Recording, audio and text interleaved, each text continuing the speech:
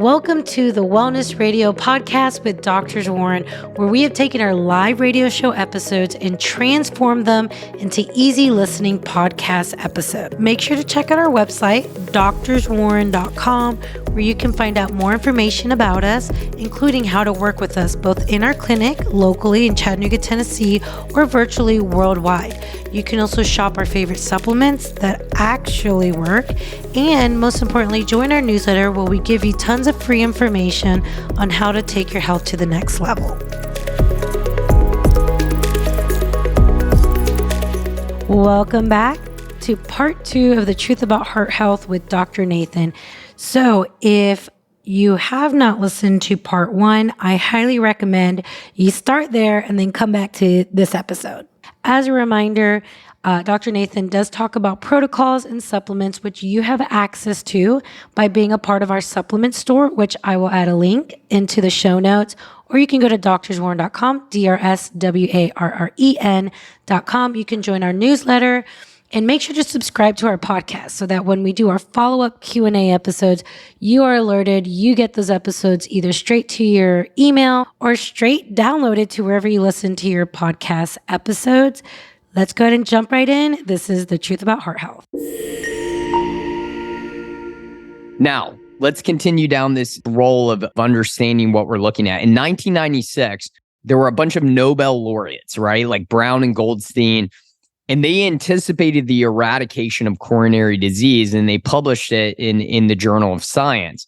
And here's what the publication said: exploitation of recent breakthroughs, proof of the cholesterol hypothesis, discovery of effective drugs, and better definition of genetic susceptibility factors. So what they look at, they looked at the cholesterol hypothesis, which we already established is a load of crap and was built upon a faulty foundation by what they called scientists. Ansel Keys is not a scientist. He was a liar.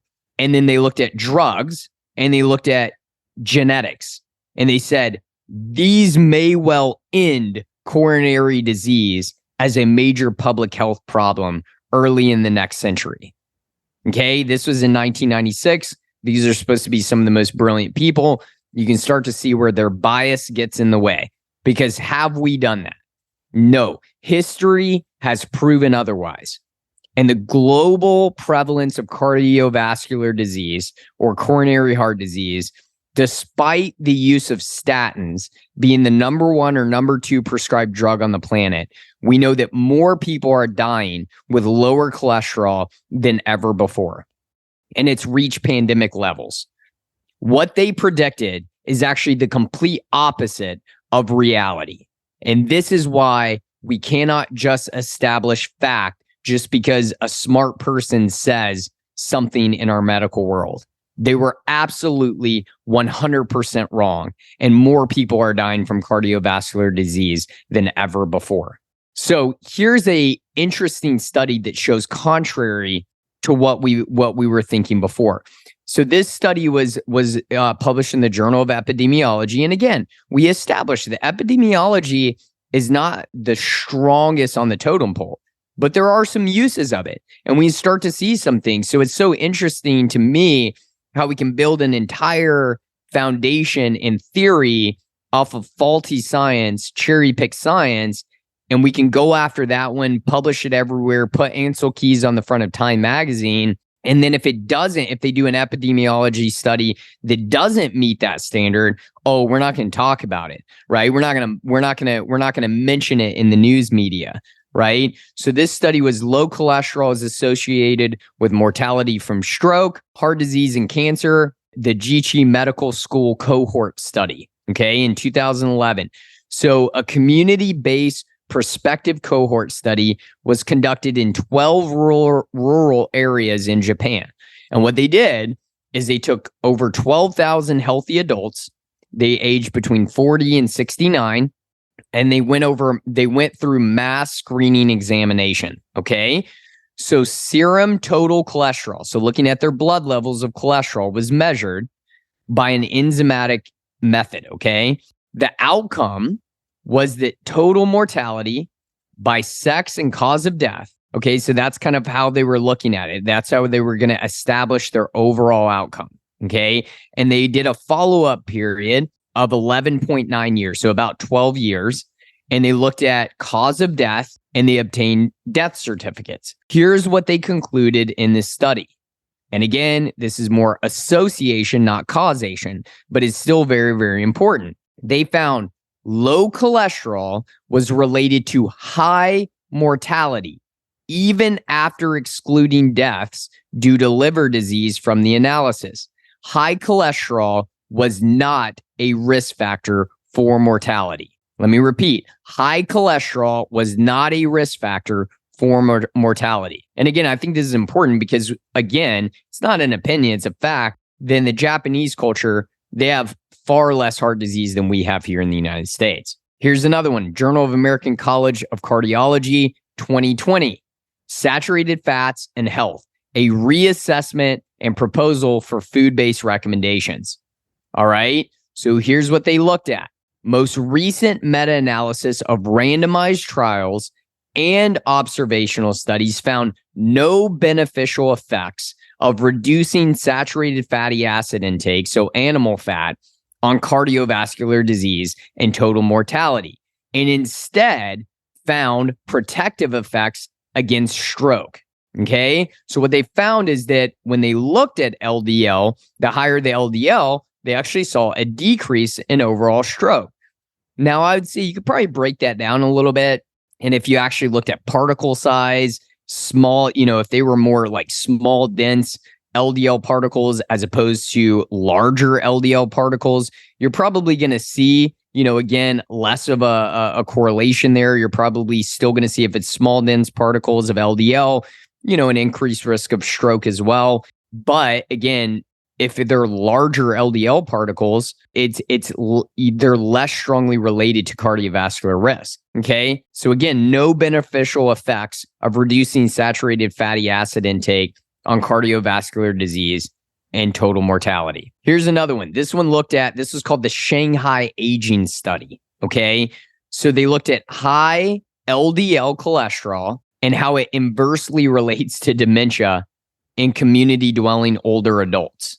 So their conclusion, when they looked at 3,836 residents aged 50 years or over in an aging community, right? Here's what they found. Their result indicates that higher level of LDL, so the LDL that your doctor calls bad cholesterol, which is a really terrible definition, by the way, absolutely terrible. To me, that's not them saying, hey, you're a smart individual. I'm going to explain to you that LDL is not cholesterol at all. It's a carrier protein of cholesterol, and it also carries other very, very vital and important things to parts of the body that work on healing.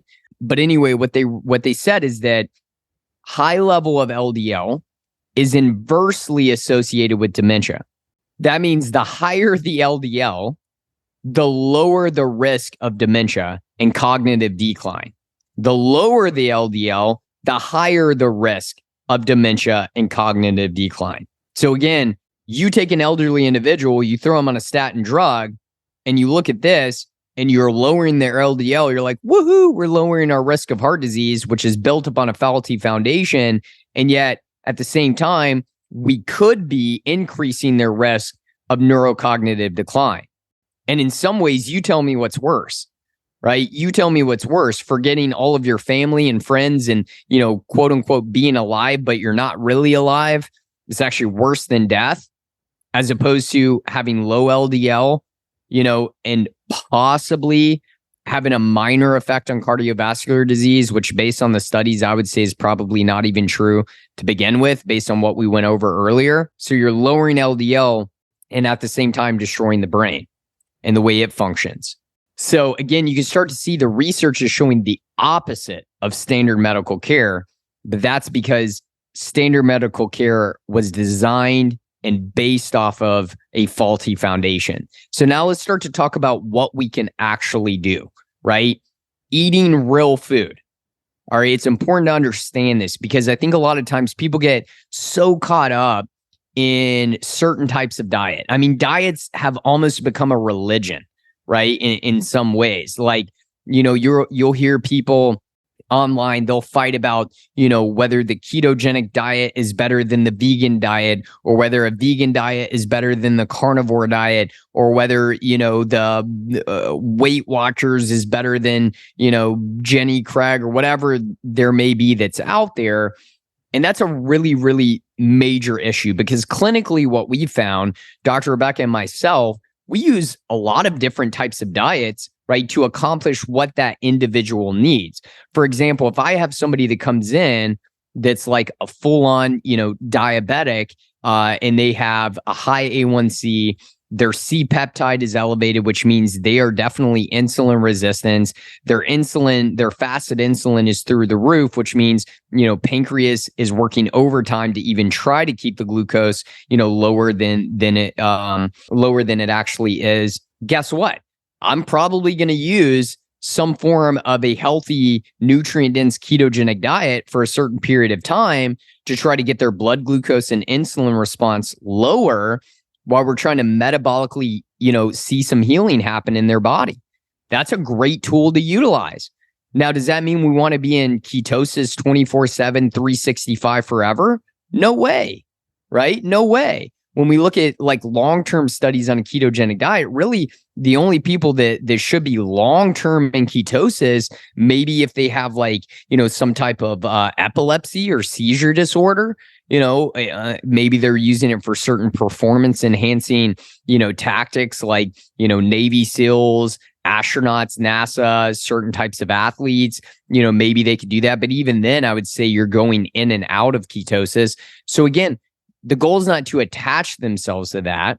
It's to understand that whether it's a ketogenic diet, whether it's a plant-based diet, whether it's, a higher protein diet, whether it's a lower protein diet, whether it's a, vegan, whatever it may be, there's usually times and places for those based on the individual. Now, understanding this, and I would argue that just being completely plant-based and vegan could be one of the most detrimental things to your health overall, because, your ability to absorb amino acids at an appropriate amount is nearly impossible. It doesn't mean it is impossible, but the amount of food you have to consume is way more than the majority are doing, and you become amino acid deficient. So again, I very rarely ever put somebody on a completely plant-based diet, unless it's for religious purposes. Then, I don't mess with that. But I do teach them how to do it the right and appropriate way. But bottom line is we have to eat real food. Eat real food. The one thing that should be across all those diets, one thing that should be in common, is we're getting food from their original source, which means what?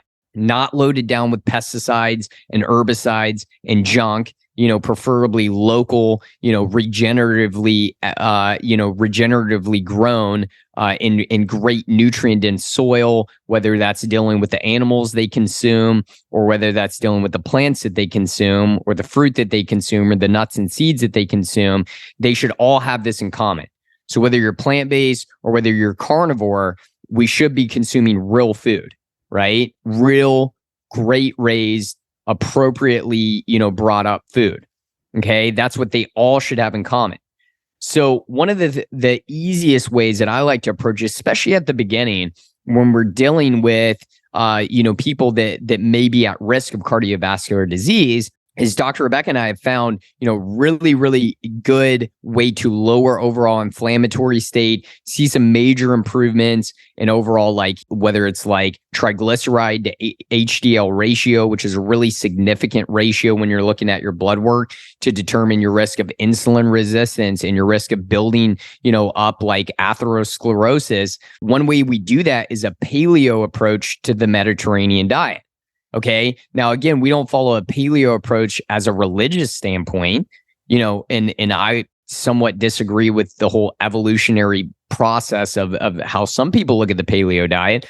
But the reason I attach myself to that is because what that means is real food, right? It means meat, vegetables, fruit, nuts, and seeds, right? That's what we look at overall.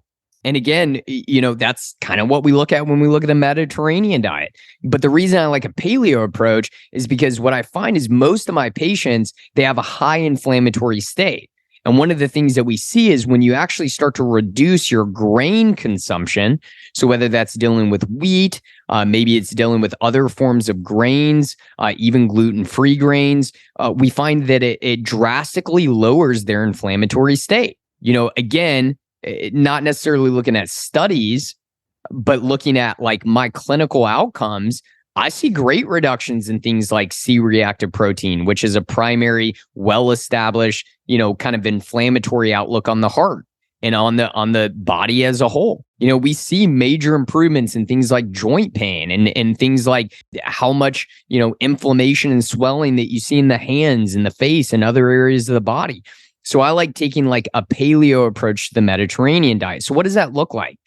That's like doing things like eating plenty of pasture-raised, meats like grass-fed and grass-finished beef, bison, lamb, venison, other wild game, pasture-raised eggs, right? And chicken and poultry, really looking at wild-caught fish and seafood, primarily those that do not contain high amounts of toxins. So some of those bigger fish in the sea like tuna and shark and those type of things we want to stay away from because of their mercury content, but more of the smaller things, right? Like in a Mediterranean diet, you'd find lots of different types of seafood. You'd find things like whether it's dealing with smaller fish, you see that a lot in those. You see octopus, you see other different types of seafood that's highly consumed in a Mediterranean diet.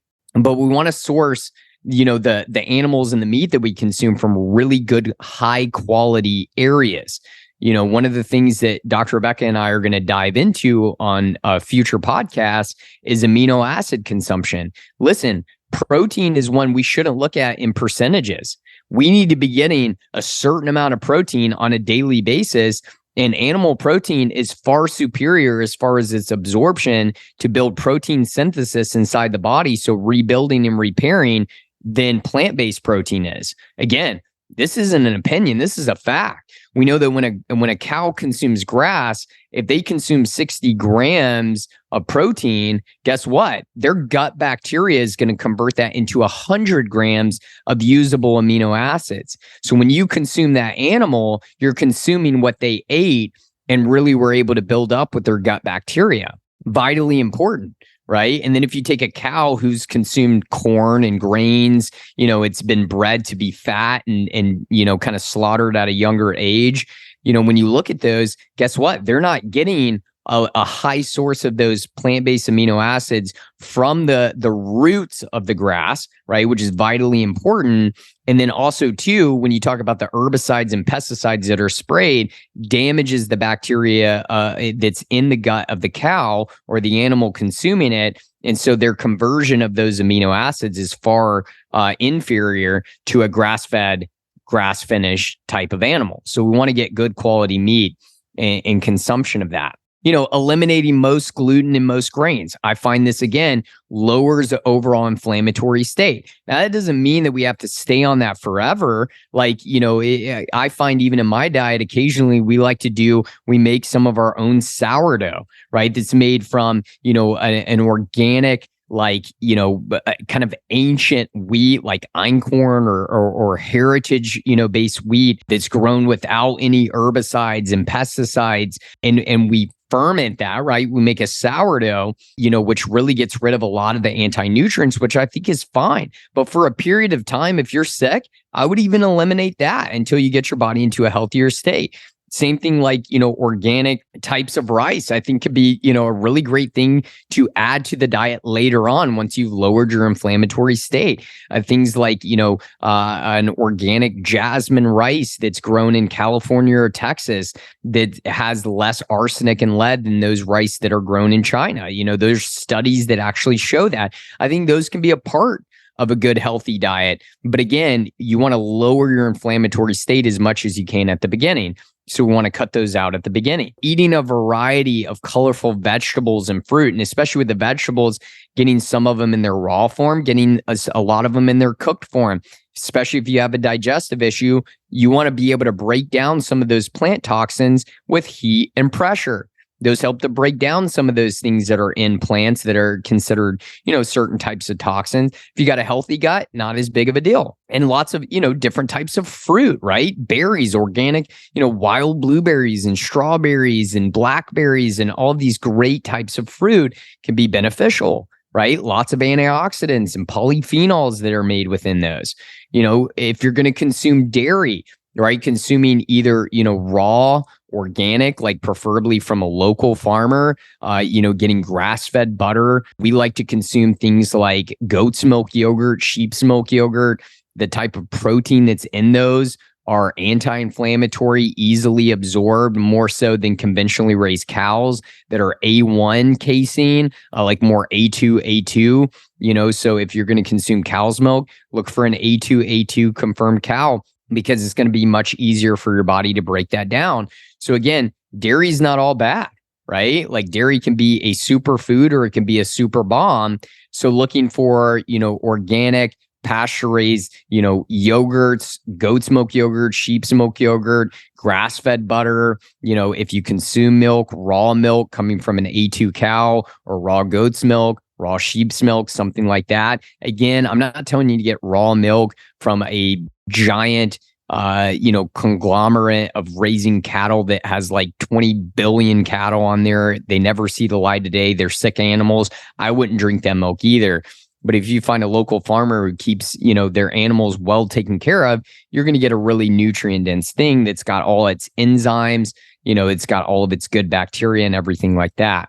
Consume lots of olive oil and herbs, right? That's one thing we see in the Mediterranean diet. They consume massive amounts of good quality olive oil, so looking for an olive oil that's in a dark bottle, that's labeled organic and extra virgin, that it meets that standard. And then the third thing that I find that's super important is the harvest date. Is it within a year? If that harvest date is within a year, it's going to contain a higher amount of antioxidants and polyphenols.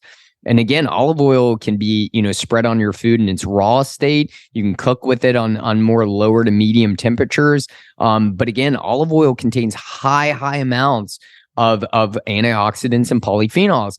And the other thing you see in a Mediterranean diet is a high consumption of herbs, right? Things like rosemary and oregano. These things have, again, high amounts of antioxidants and polyphenols, some of the highest.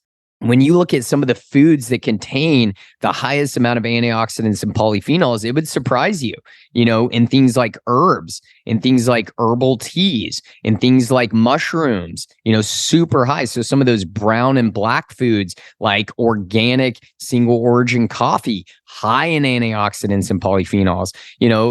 When you look at things like again, like herbal teas, super high in antioxidants and polyphenols. So we can consume large amounts of those things. And then raw nuts and seeds. If you want to take it a step further, get them raw and sprouted, which means they've soaked those nuts and seeds, and it helps to get rid of a lot of those anti-nutrients, easier for your digestive system to break down.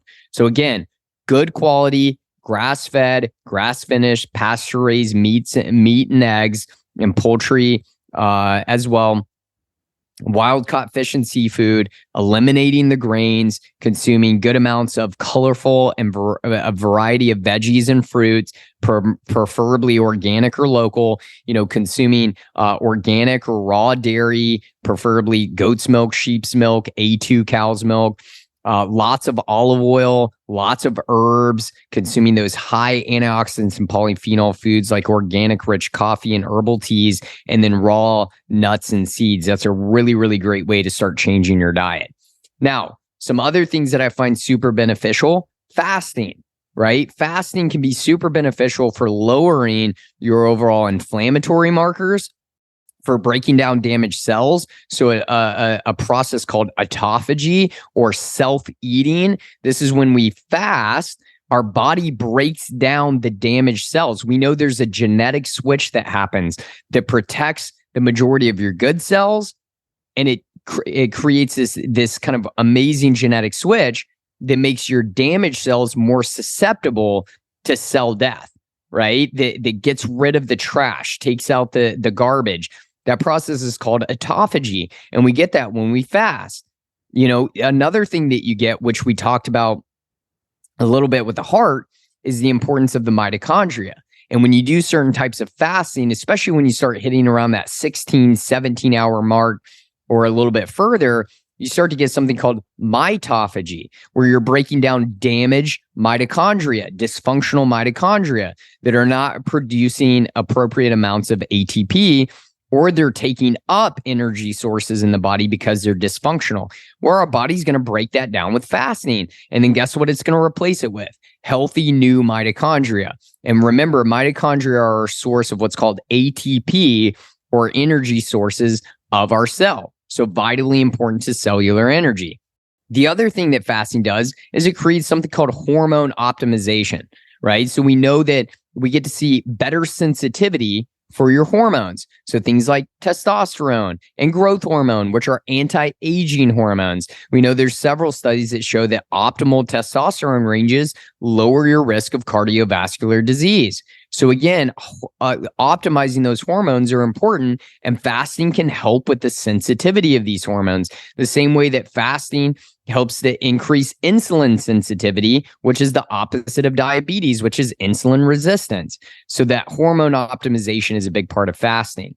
And then it also decreases inflammatory markers. Why? Because when you fast, your body gets to get rid of like old mature immune cells. It gets to decrease its cytokine activity and some of those other inflammatory pathways. And then it gets to replace those with new naive immune cells. So we really get to see this cool kind of modulation of the immune system. And we get to see an overall decrease in inflammation. And like we talked about earlier, we're looking at some of the more recent studies looking at heart disease being primarily immune dysfunction and an inflammatory disease, kind of looking at T lymphocytes and cytokines and those type of things. Well, when you fast, you decrease those inflammatory markers, and we see improvements there. So with fasting, it doesn't mean you have to go out there right now and do a 3 or 5 day water fast. What it means is start with where you're comfortable with. So maybe for you, it's just starting with intermittent fasting, where you're giving yourself 12 to 14 hours between your last meal of the day and first meal of the next day. And then when you break your fast, you're primarily breaking it with good quality protein and amino acids and good healthy fat. So what would that look like when you break your fast? Breaking it with things like 2 or 3 pasture-raised eggs, maybe some organic turkey or chicken sausage, and maybe like half an avocado. That's a great way to break your fast, right? Making sure you're getting plenty of building blocks for your cell membranes, for your brain, for your overall cell health, for that membrane around your mitochondria, which is made of fat, and then also those amino acids that help to rebuild after your body just broke down. Right? So high amounts of good quality animal-based amino acids, as well as good healthy fat. That's a great way to break your fast. So maybe you start with a 12 to 14 hour intermittent fast. Once you've done that for a few weeks, that becomes easy to do.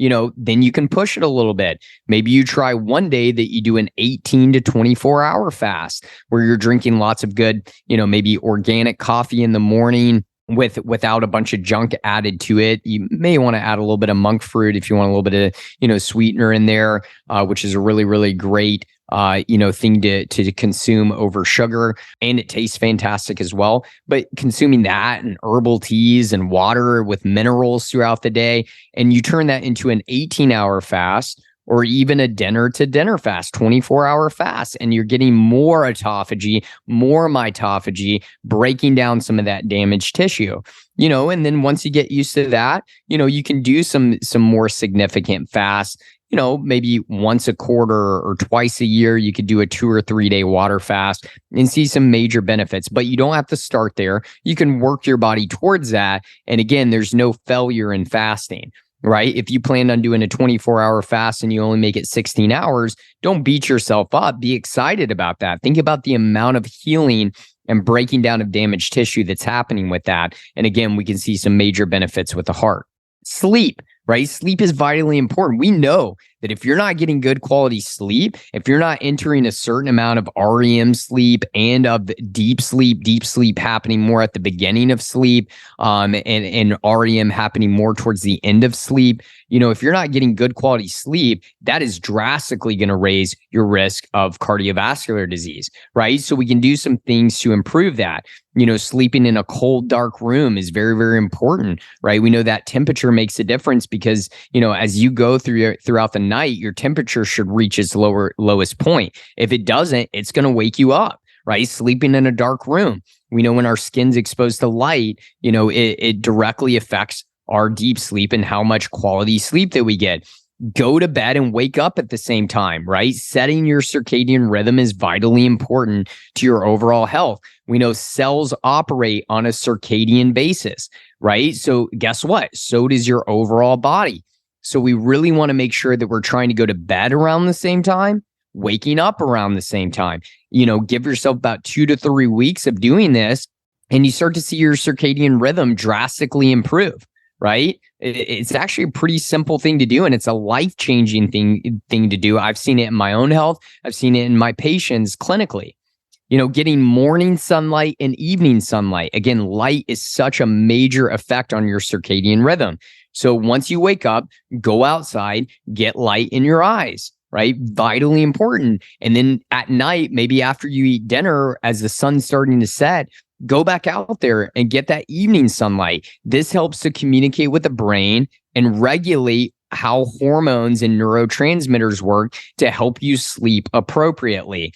And then when you're getting that morning sunlight and evening sunlight, at some point, put your bare feet on the ground, right? We've known over the last decade and a half, we see studies that show that grounding or earthing, getting your bare feet on the ground, has a good significant effect on the hypothalamus of the brain, which controls our stress adaptation in the body. So yeah, we can see some improvements, again, with things like blood pressure and heart rate and regulation of the nervous system and putting the body in a parasympathetic state, a rest and digest state, as opposed to a fight or flight state. Something like as simple as magnesium before bed. Guys, countless studies on looking at magnesium and its primary effect on your nervous system, not necessarily magnesium oxide, which is only going to move your bowels, but other great forms of magnesium, like magnesium glycinate, magnesium threonate for the brain, and magnesium malate. These are really good forms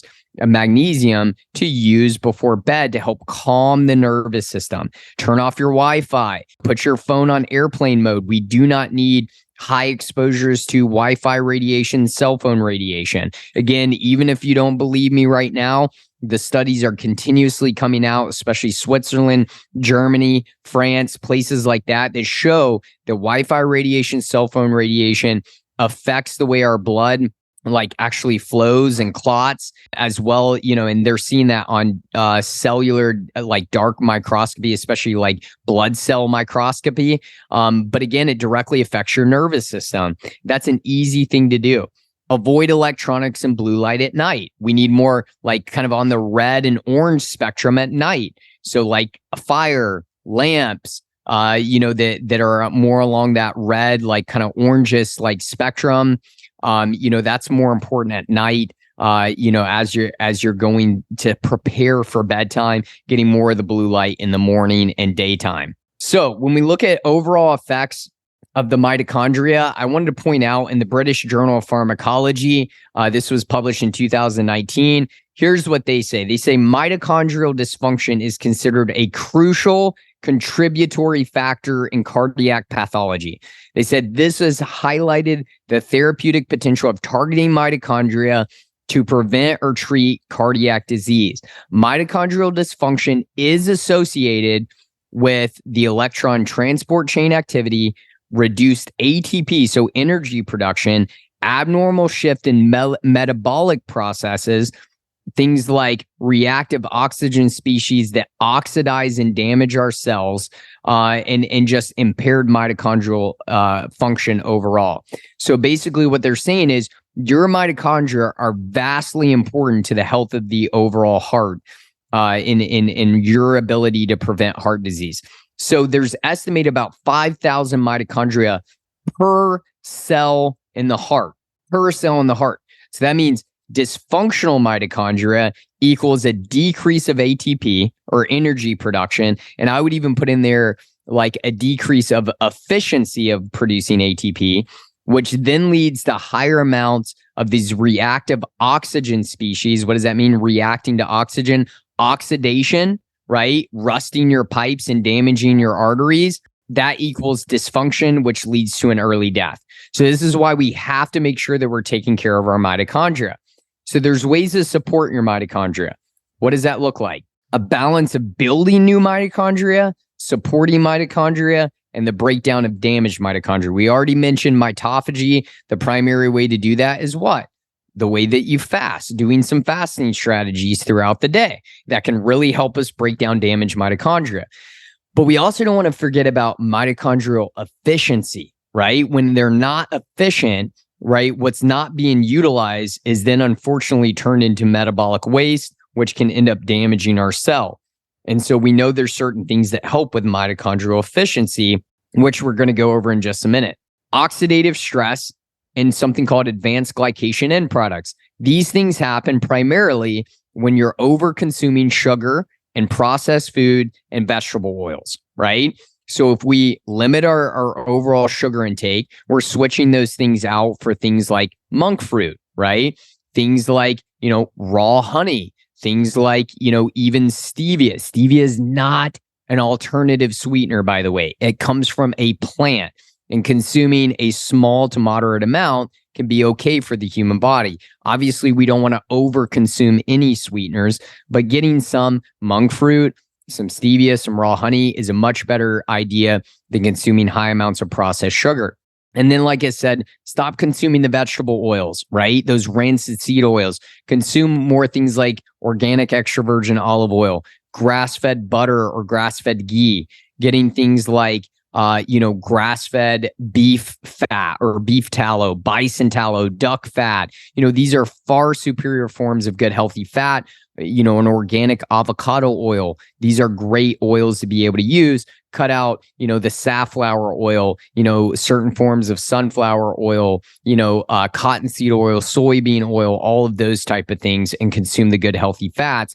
Those two things are going to lower your oxidative stress and lower what are called advanced glycation end products or AGEs. All right. Mitochondria is very important that we get blood sugar and insulin balance, right? If you have a blood sugar and insulin issue, this is a major, major precursor to heart disease and will create extreme damage to the mitochondria. So we know that diabetics have mitochondrial dysfunction.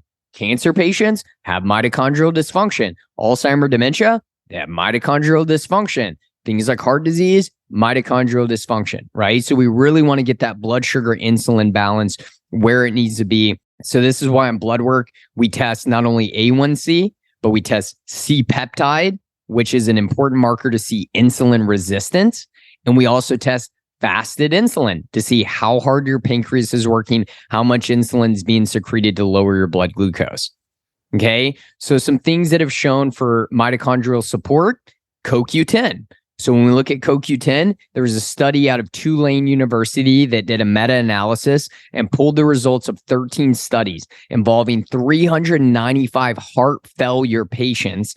And they found that CoQ10 increased ejection fraction, so a measurement of heart function, by an average of 3.67%. Statins have been shown to lower CoQ10 by up to 40%. And I would say that's probably underreported.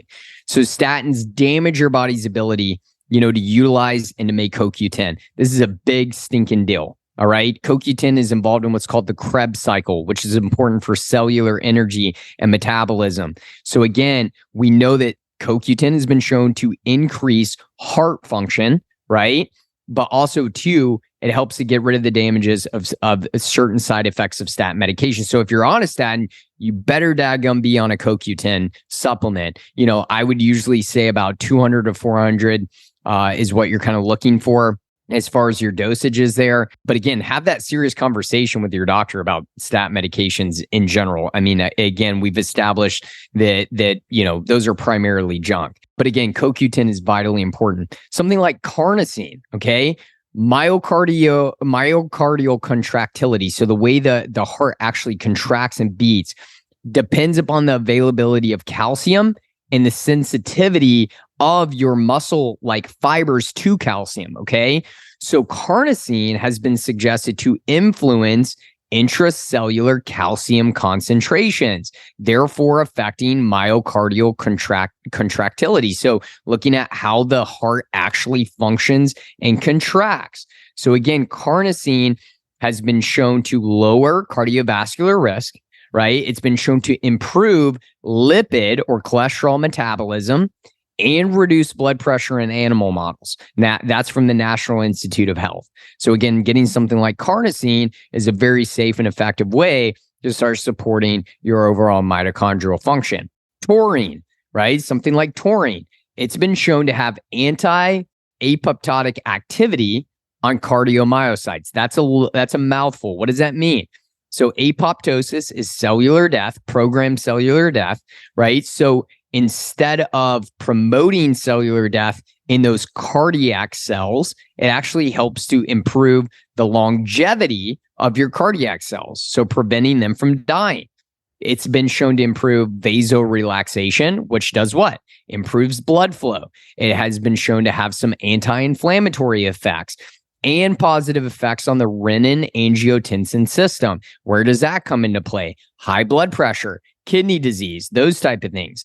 So studies have determined a correlation between elevated taurine intake and reduced cardiovascular disease risk, including when you look at overall like CAD incidence, and you look at arterial disease. But in an animal model, I did want to point this out, taurine supplementations in rabbits fed an atherogenic diet, so a diet that's meant to like actually promote atherosclerosis and damaging the arteries.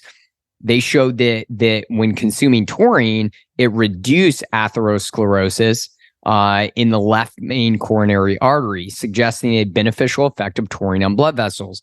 Obviously, from human models, we need more studies on this. But again, it's very benign and something that, again, shows a lot of promise with improving overall mitochondrial support for the heart. NAD. So this is really more involved in the efficiency and recycling of unused ATP. NAD is really getting hit, it's really hitting the market as far as an anti-aging strategy. Why? Because the more efficient we are at utilizing our cellular energy, the better. We make less and less NAD, right, as we age. So there's ways that we can improve that with certain precursors like NMN, like nicotinamide riboside or NR. These are precursors to NAD, production. You can utilize like, liposomal, NMN or NR. Like we have several of those. If you go over to Doctors Warren, you can find those on our professional store. You can find all these things that I'm talking about on our professional store at doctorswarren.com, and you can find more information about those things. But again, improving your NAD levels will help us recycle and use some of that unused ATP and really see some robust, efficiency start to happen, which is really, really great. So we like utilizing that one as well. Berberine, right? Berberine activates an AMPK enzyme. You don't have to remember that, but this is really an important enzyme, especially when you're looking at breaking down damaged cells, improving autophagy and the benefits that happen with that.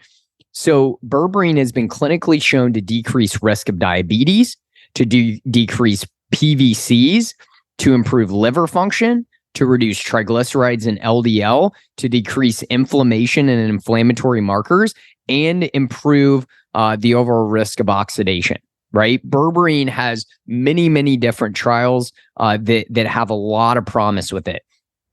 So again, I like to use berberine quite a bit to support mitochondrial function, to support lowering of blood glucose, to improve, insulin sensitivity, to really see a reduction again in overall triglycerides, and an overall decrease in inflammation. So berberine is a fantastic one. Vitamin E, but specifically something called tocotrienols. So again, if you go over there on Doctors Warren, you can find some of this information, but we like to use one.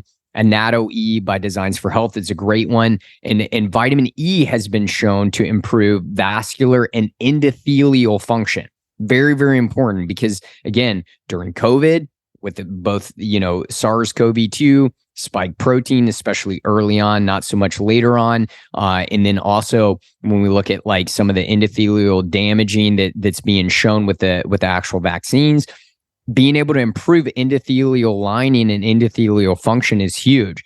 And tocotrienol, which is a specific form of vitamin E, is vitally important for that. It also just so happens to be one of the most vast antioxidants on your cell membrane to help decrease free radical damage, right? So as an antioxidant, decreasing oxidation, which we talked about as a major cause of heart disease. It's been shown to help prevent AFib, reduce your overall C-reactive protein, which is an inflammatory marker, and really see some, anti-clotting, anticoagulation properties. So kind of a blood thinning effect there, which is why it's always good, with any of these to consult, your doctor with it. But again, with a real conversation behind that.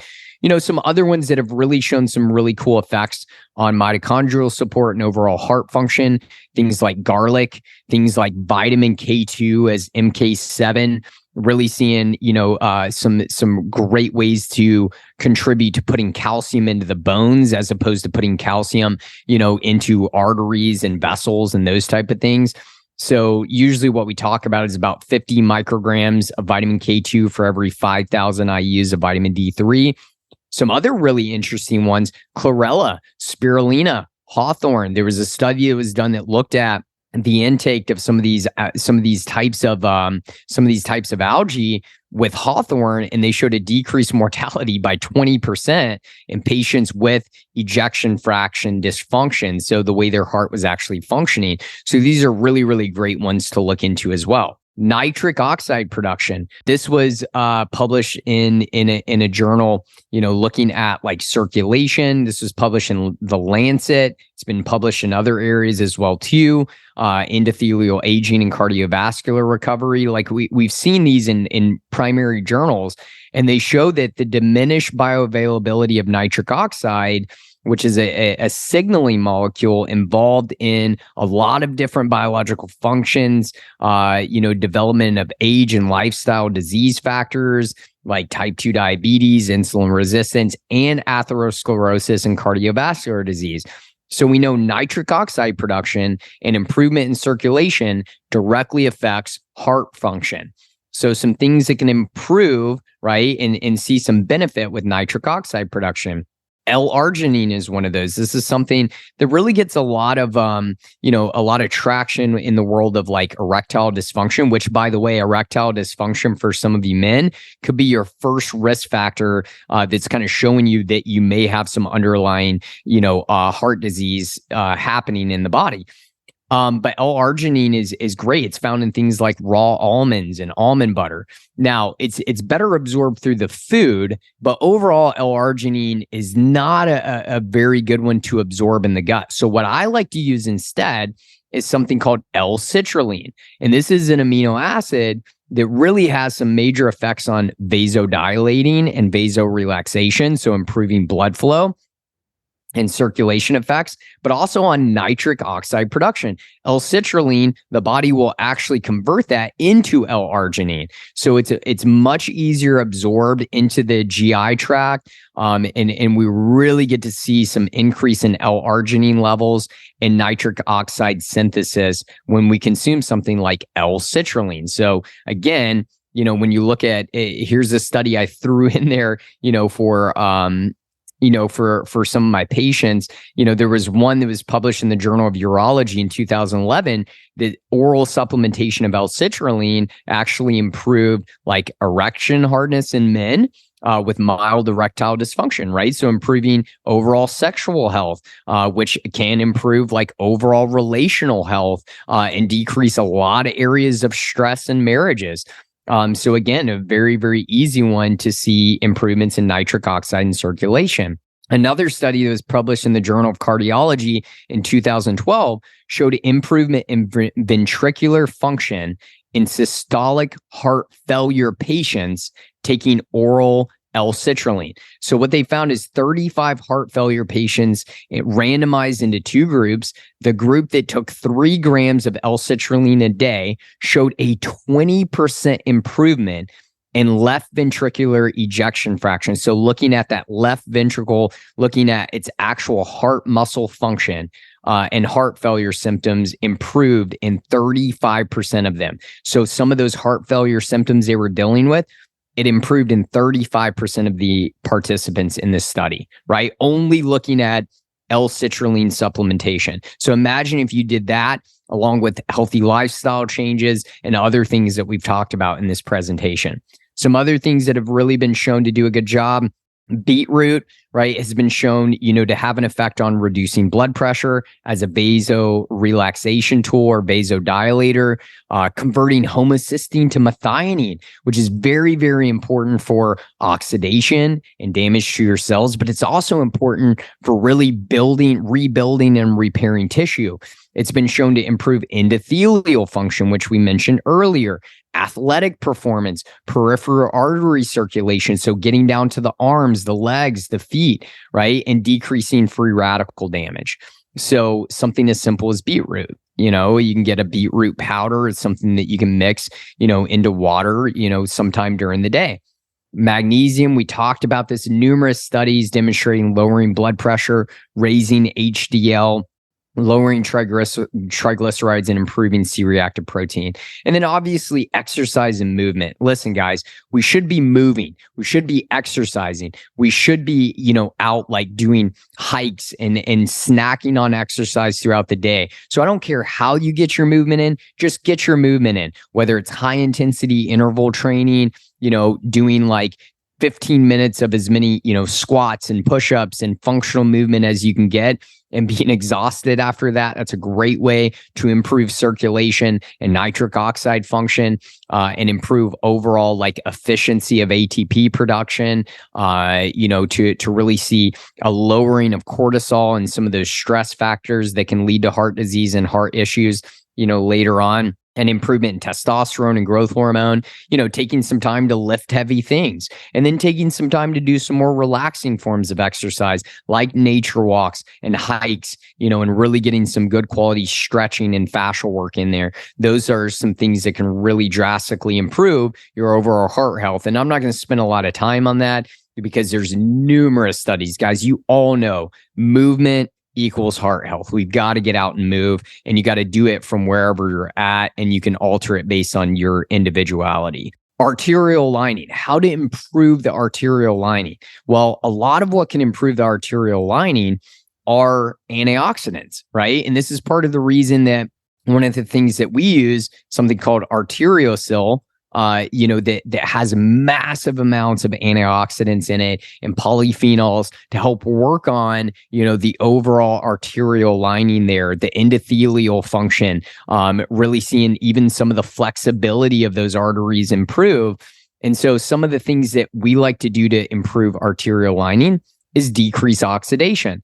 So using things like molecular hydrogen tablets, you're talking about over 1,300 peer-reviewed studies on the benefit to our human biology when it comes to molecular hydrogen. Couple tablets you can drop into your water at the beginning of the day. At the end of the day, we're going to see improvements in mitochondrial function, right? Using something like that. Wild blueberries, and wild blueberry extract. There's things like urolithin A that you can get that's going to give you the benefits of eating 100 to 500 pomegranates and some of the antioxidant activity that comes from that. Astaxanthin, which gives salmon and wild-caught seafood that red color. That's a high antioxidant. And again, we like to sometimes pair that with krill oil to really see a high omega-3 content, especially initially, to decrease inflammation factors and really to lower oxidative damage. We like to get those things together, and see some major improvements there. Glutathione, taking care of your liver, doing things like castor oil packs over the liver on the right side can help improve glutathione production. Some people need liposomal glutathione to really give them a bump, or some of the things that improve glutathione production, like milk thistle, like curcumin, some of these heavy hitter N-acetylcysteine. These are great things to improve overall glutathione production. Trimethylglycine, TMG, these things can improve glutathione production and really improve proper liver function. Things like vitamin E, we mentioned tocotrienols, EGCG or green tea extract, right? Can be really great. You can drink some organic green tea, but also supplementation with it really has some good promise in lowering oxidation, improvements in overall mitochondrial function, really, promoting autophagy and breaking down damaged cells, and things like superoxide dismutase, which you can find in pretty high amounts in chlorella and spirulina. Those are some high benefits to lowering oxidation overall, which will in turn kind of indirectly improve arterial lining. Obviously, I've talked about the effects of early on the spike protein with COVID. Now, the new variants don't really have the spike protein, so we're not seeing as much arterial lining, but we're still seeing all the damages from that, early on. Same thing with the COVID vaccines, seeing some data that's showing damaging, creating clotting issues, gastrointestinal issues, as well as affecting the overall arterial lining. Blockages and flexibility, some of the best ways to really improve that. Again, getting high amounts of antioxidants. I mentioned arterial sil as one that has a high amount of those in there. Things like raw organic greens powders, red powders, and then getting it from your diet as well. And then movement and exercise really help a lot as well too. So those are some of the things that you can utilize to improve the arterial lining. Now, looking at the nervous system, it's important to look at this, that your nervous system, it's really about the balance between your sympathetic versus your parasympathetic nervous system, fight or flight versus rest and digest. Now, ideally, for our body to function optimally, proper immune function, proper regulations of our endocrine system and hormones, seeing things like blood pressure regulate, cholesterol levels, blood sugar regulate, proper hormone optimization, we want to be in that kind of rest and digest state majority of the time. And then when we are in a sympathetic state, a really good indicator to determine how healthy an individual is how quickly do they adapt back to a parasympathetic state, right? That rest and digest state. And really, when you look at a good marker of that, it's heart rate variability that you can see that in. But other areas of the nervous system that we have to pay attention to, the HPA axis, the hypothalamus, the pituitary, and the adrenal axis. Guys, if you are constantly stressing out, sending a stress signal to the hypothalamus, your adrenals are constantly producing cortisol. Guys, this will have a long-term effect on your ability to lose weight, on your ability to regulate your hormones. It will absolutely tank women as they go into menopause, because adrenals are the primary organ that it switches from ovaries to adrenals as far as hormone production. And then other things like it's going to affect your overall cortisol, production, which is going to affect your, risk of heart disease overall and cardiovascular disease. So really minding that HPA axis is huge. The cervical curve. So looking at the actual curve in the neck, yes, there's studies that relate that directly to even things like all-cause mortality, like Journal of Geriatrics. We know they looked at a big postural study and showed that the more forward the head is, the greater risk of mortality. Why? Because every signal the brain sends down to the body, maybe besides the eyes, have to go through the neck as well. That's why it's called the arc of life. It's vitally important to the overall health of the body. We also know that there's even been studies looking at the more forward the head goes, the increase in risk of cardiovascular disease. That one was done in men. So that cervical curve is vitally, vitally important to the overall health of the nervous system and the heart. And then obviously the thoracic spine. Why? Because we know that some of the sympathetic nerves that go to the heart, they come from the thoracic spine. So we have to be aware of that. I didn't mention the vagus nerve, but the vagus nerve is important with that too. And I kind of show a diagram on here looking at hypothalamus, looking at the spinal cord, some of the sympathetic connections to the heart. When you look at where that's controlled, you look at some of these, upper part of the spine and the vagus nerve that really controls a lot that have to do with the SA node and the AV node, blood vessel function, and where those things happen. The spinal cord plays a massive role in that. Again, what houses the spinal cord? The spine. Structure equals function. That is a basis of biology. Okay. So here's a study that was done, Journal of Cardiology, March 2012. Heart failure as an autonomic nervous system dysfunction, right? And what they talked about in this study is that in heart failure, it has been recognized that the sympathetic nervous system is activated, and the imbalance of the activity of the sympathetic nervous system and vagal activity, which is the parasympathetic nervous system, there's an imbalance there with the interaction. So the abnormal activation of the SNS, or the sympathetic nervous system, your fight or flight part of your nervous system, leads to further worsening of heart failure. Okay. So when you are constantly in a fight or flight, we know that literally increases your risk of heart failure, heart damage, heart dysfunction, early death, right? So we want a balance of the nervous system. Here's another one. So the autonomic nervous system as a therapeutic target in heart failure, a scientific position statement from the Translational Research Committee of the Heart Failure Association of the European Society of Cardiology. You don't have to remember that. I know that was a mouthful, but I did want to say where that was from.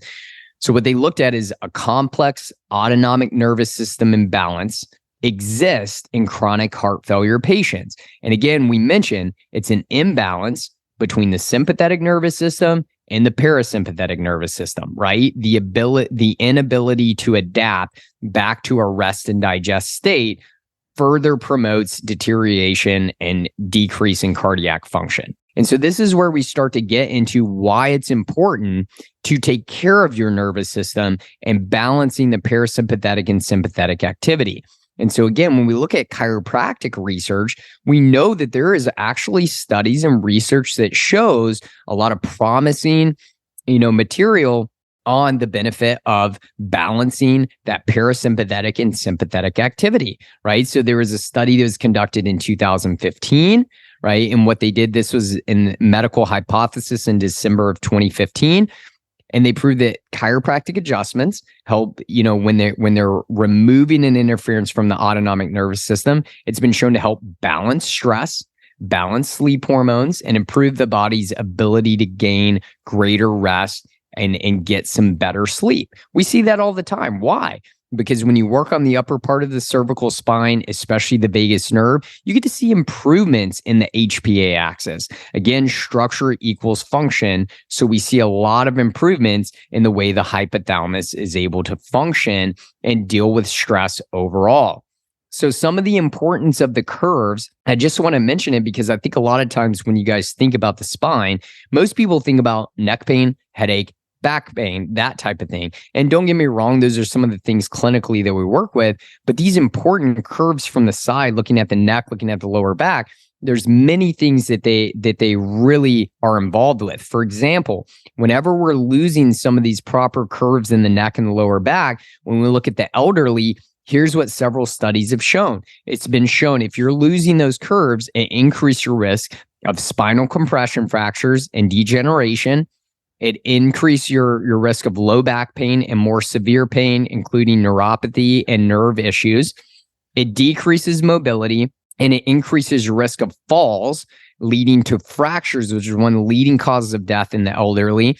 It increases your risk of going into a caregiving facility where we know your risk of death goes up, not down, and not being able to take care of oneself in normal activities of daily living. It increases your risk of knee and patella issues, looking at knee pain, increases disability and impairment due to pain. So more likely to be put on opioids and pain medication and getting pain management. It increases your risk of early death compared to age match cohorts. So people of the same age, they don't have the same issues with their posture. Again, they live longer than the ones that don't, which I mentioned earlier before. So some of the other things that we have to look at, structure equals function. So according to the research, a normal sagittal cervical spine, so looking at that lordotic curve in the neck, a loss of neck lordosis or reversal of the curve called kyphosis, here's what it's associated with. Increased spinal cord nerve root tension. That means damaging where that nerve goes out to. Remember, only 15% of the anatomy of the nerve feels pain. 85% of the nerve, wherever it's going to, is dealing with function. What about if you had issues in the thoracic spine or in the upper cervical spine, dealing with the nerves that go to the heart? That equals dysfunction, right? Increased neck pain. That was a study in 2015. Increased level of pain and disability in the neck. The more pain that you're under when you're in a pain cycle, that drives up your cortisol levels. And what did we say? A constant state of being in a sympathetic state and having high cortisol levels will lead to dysfunctional autonomic nervous system, which increases your risk of cardiovascular disease, coronary heart disease, and overall mortality. Okay? Poor health and poor quality of life, increased severity of neck and disc injuries, increased severity of lower back issues. So we know structure equals function, okay?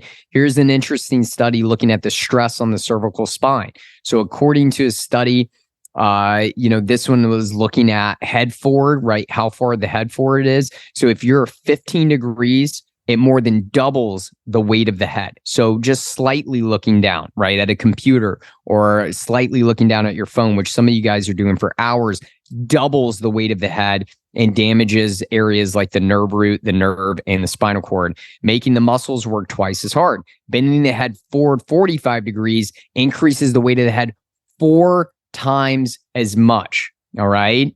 And one of the last studies I'm going to go over, this was looking at a study published in 2016, decreased vertebral artery, right? So the amount of blood flow that patients get to their brain from the actual cervical curve. So this present study revealed a significant association between the loss of the cervical curve and decreased vertebral artery hemodynamics, including diameter, flow volume, and peak systolic velocity. Bottom line is, when you're losing the proper curve in your neck, it affects the amount of blood flow to the brain. How important do you think that is in things like your body's ability to, decrease the damage in the brain, be able to utilize the glymphatic system and remove debris from the brain to prevent cognitive decline and some of those age-related issues with the brain? Again, the cervical curve directly relates to how much, blood flow through the brain. We know that there was a 2018 paper study that was done, Journal of Clinical Medicine. They looked at cervical spondylosis, so having issues with misalignment in the spine that's actually decreasing cord, kind of pressing into the cord, decreasing cord space, was associated with a 3.10-fold increase in arrhythmia risk compared to patients without cervical spondylosis, especially with arterial fibrillation. So AFib, right? Things like tachycardia and high, when you're looking especially at, high heart rate. And so one of the primary areas they found this is at the C4, C5 intervertebral space. So that's the middle part of the neck. If you're losing the curve in your neck, the majority of damage and pressure is going to be in that middle to lower part of the cervical spine. So we know this causes a sympathetic reaction that doesn't allow you to adapt and come back into a parasympathetic state. So This is why it's so important to take care of your nervous system. This is why the work that Dr. Rebecca and I do locally, in Chattanooga, and we do with chiropractic care, why it's so vastly important as one of the greatest biohacks that exists. Because when you work on the cervical spine, when you work on the overall structure of the spine, structure equals function. And we know that we can see improvements in the balance of the sympathetic nervous system and the parasympathetic nervous system, seeing improvements in the whole autonomic nervous system, which again, indirectly relates to better hormone function, better sleep, reduction in stress, better adaptability, right? And improvements in overall well-being. So that is why you want to take care of the spine. So even if you're listening to this, you don't live anywhere near us, you need to seek out a structural corrective chiropractor. Again, it's vitally important to your overall nervous system function. That is why I wanted to mention this and talk about this, overall. So kind of putting it into a real perspective, here's one of my case studies that I did. This was Jonathan. He was 32 years old, came in after a motor vehicle accident in 2021. He was having heart arrhythmias, anxiety, elevated blood pressure, neck pain with numbness down his left arm. So as you can see in the picture, to my left, if you're facing your computer, he had that green line's where the spine's supposed to be. He had a really what's called an S curve. So he had a reverse curve and a positive curve in there, which again, we know stretches the cord, affects the nervous system. So we were able to work with him over the course of 9 to 10 months. And over that course, as he continued to improve, we worked on some lifestyle factors, but look at the change in his neck. Just seeing that alone, we were able to see his blood pressure normalize. We were able to see the arrhythmias go away. He was able to adapt to stress. And so again, his doctor was able to safely get him off of 4 different medications. And imagine where his life would be if you weren't able to do that, right? If he never was able to do that, think where his actual, issues, what they would look like, how many medications and the cycle he would be on 10 years from now, right? And that is why we have to get down to the root cause. So an overall takeaway from this entire presentation is the cholesterol theory of heart disease. It was built upon a faulty foundation. It was built upon lies. And again, as I showed you guys, the research that was done prior to 2005 is not the same research that was done today. And we kind of blew that up in understanding that proper saturated fatty acids are actually great for the human body. We showed that, again, living a lifestyle is far more important than genetics. And again, those lifestyle changes can alter our epigenetic expression.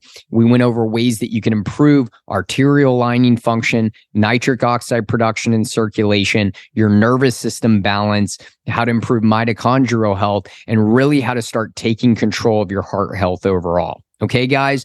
So make sure that you go over to doctorswarren.com if you want to find out more information about us, all the different supplements, all the things that I talked about on there. You can find those over at doctorswarren.com. We made it very easy for that. For you guys to be able to see exactly what we recommend, what some of the things we use in our clinics, some of the things we use with ourselves and at home. You can find all of those things at doctorswarren.com. And also make sure you subscribe to this podcast as well so that you get those alerts when we post something new and we get a new podcast out there. We really love for you guys to be able to do that. And if you can, leave a 5-star review. That really helps a lot, for us to be able to spread this word and to get the truth about heart health and just healing overall, and the truth about health and wellness overall out to other people as well. So again, go over to doctorswarren.com and then also subscribe to our podcast wherever podcasts are found. So again, thanks for tuning in today to the Wellness Radio. I was your host, Dr. Nathan Warren. I love doing this, and I hope this helped you guys really start to understand and take control of your overall heart health. Hey guys, if you enjoyed today's episode, please take some time and leave a 5-star review. That helps us be able to reach more people with a message on health and healing. Also, make sure that you subscribe to the podcast so that when it goes live, you're ready to take your health to the next level.